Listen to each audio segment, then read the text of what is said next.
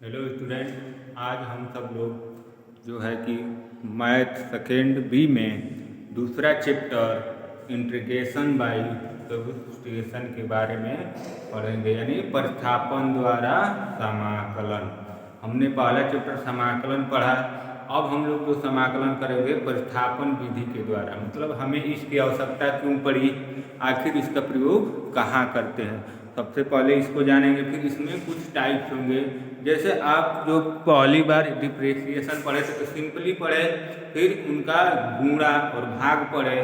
फिर एक समय ऐसा आया है कि हमें डायरेक्ट नहीं मिलता था, जैसे हमने जो डायरेक्ट फॉर्मूला पढ़ा था tan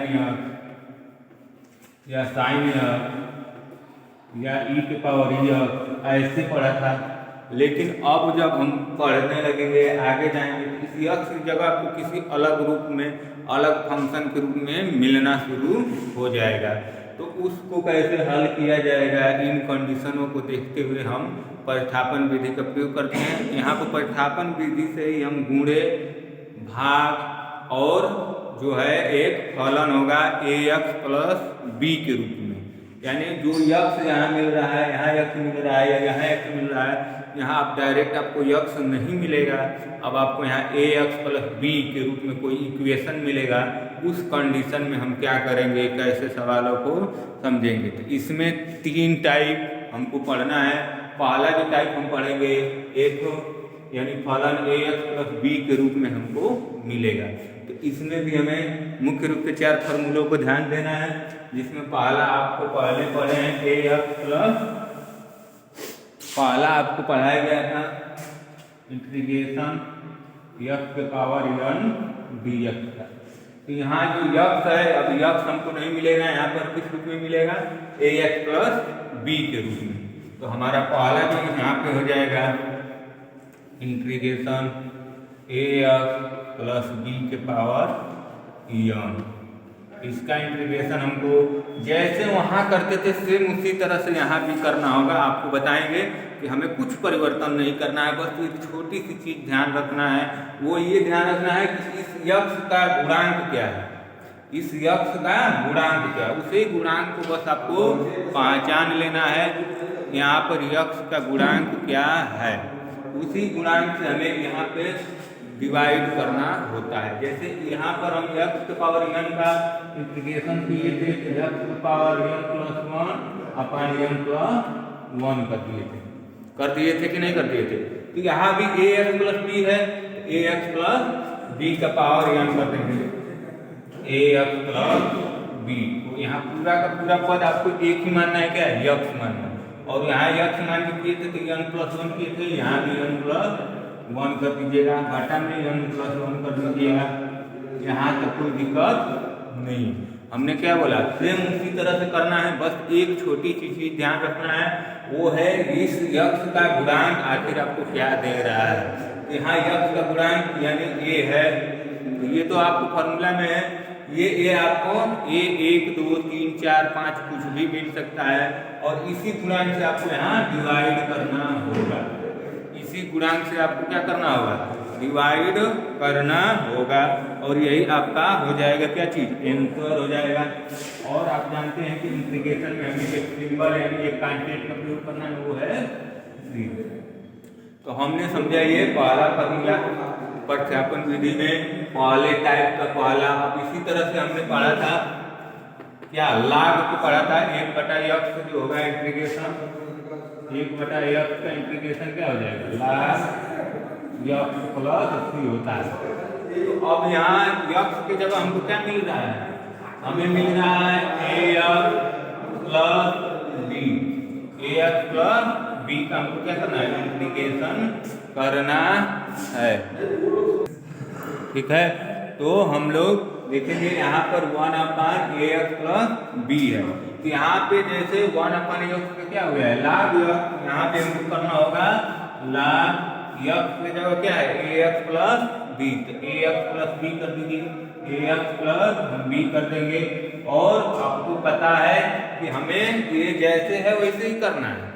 क्या चीज ध्यान रखना है, मात्र एक छोटी सी चीज कि इस यक्स का हमको गुणांक क्या दे रहा है, उसे बस ध्यान रखना होगा। और इसी गुणांक से सभी सवालों में हमको डिवाइड करना है। और सी तो आप जानते हैं कि लगाना ही लगाना है। तो हमने दोनों फार्मूलों को समझा। एक ए एक्स प्लस बी जो क्या था, एक्स के पावर n वाले फार्मूले पे था, यहाँ एक्स की जगह हम ए एक्स प्लस बी कर दिए। जैसे आपको चैन रूल में हमने बताया था कि चैन रूल में हमारा फार्मूला दिखेगा लेकिन वहाँ यक्स या कोई और आ जाता है, तो हम दो बार क्या करते थे, डिफरेंशिएशन करते थे। यहाँ भी यक्स की जगह एक इक्वेशन मिलेगा जो किस रूप में होगा, तो ए एक्स प्लस बी के रूप में आपको मिलेगा। उसी को हमको सेम टू सेम कर देना है जैसे पहले करते थे। बस इस यक्स के गुणांक को आपको ध्यान रखना है कि यक्स में किस संख्या से हम गुणा कर रहे हैं उसी से यहाँ भाग दे देना है। तो हमने इन दो फार्मूलों को समझा। अब यहाँ पर तीसरा जो फार्मूला है वो मान लीजिए क्या मिल सकता है हमको, काश एक्स या साइन एक्स कुछ भी मिल सकता है। तो तीसरा मान लीजिए हमें काश मिला, यहाँ एक्स मिलता था तो ए एक्स प्लस बी मिलेगा।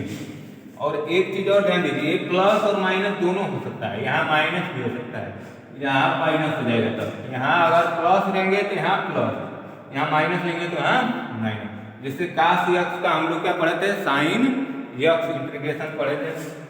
इसका करेंगे तो हमारा क्या हो जाएगा, साइन यहाँ ए एक्स प्लस बी, प्लस लेंगे तो माइनस लेंगे तो माइनस। अब इसको बस उसी तरह से करना है, हमने पहले भी बता चुका है। ध्यान क्या रखना है, इस यक्स के गुणांक को, अगर गुणांक यह है तो यहाँ ए से डिवाइड होगा, प्लस सी आपको करना ही करना है। ये हो गया आपका प्रतिस्थापन विधि का प्रथम मेथड। इससे हम कैसे करते हैं। दूसरा मेथड इसमें होगा जो गुणा का होगा, कि दो फंक्शन का जब गुणा किया जाएगा तो हमें किस तरह से करना होगा। तीसरा जो है हमारा डिवीजन का हो जाएगा, कि दो फंक्शन आपस में डिवाइड हो रहे होंगे तो वहाँ इंटीग्रेशन में हमको क्या करना होगा। तो अब ये तीसरा हो गया। चौथा मतलब अब ये समझ चुके हैं आप किस तरह से कार्य कर रहा है आपका। यहाँ पर मान लीजिए ई के पावर हमको ए एक्स प्लस बी दे दे, यहाँ प्लस माइनस दोनों हो सकता है। तो इसका तो आप जानते हैं इंटीग्रेशन क्या होता है, सेम होता है, ई के पावर ए एक्स प्लस माइनस बी। ये यहाँ सेम होगा, हम कह रहे हैं जैसा वहाँ होगा, लेकिन हमें बस ध्यान देना है इसका, तो हमको डिवाइड करना पड़ेगा यहाँ भी ए प्लस सी। ये हमने चारों फार्मूला समझा प्रतिस्थापन विधि में कि कैसे हम लोग करते हैं। अब आगे आपको एक सवाल बताते हैं ताकि समझ जाएं कि सवाल को किस रूप से किया जा रहा है। आपको वही फार्मूले दिखेंगे पिछले वाले ही, लेकिन आपको उसमें कुछ ना कुछ प्रयोग करना होगा, कुछ ना कुछ समझना होगा। आइए एक क्वेश्चन को समझते हैं, उसके बाद हम लोग समझेंगे। हमने एक क्वेश्चन ले लिया है, इंटीग्रेशन ऑफ 1/6 x प्लस 4। अब इसको समझिए।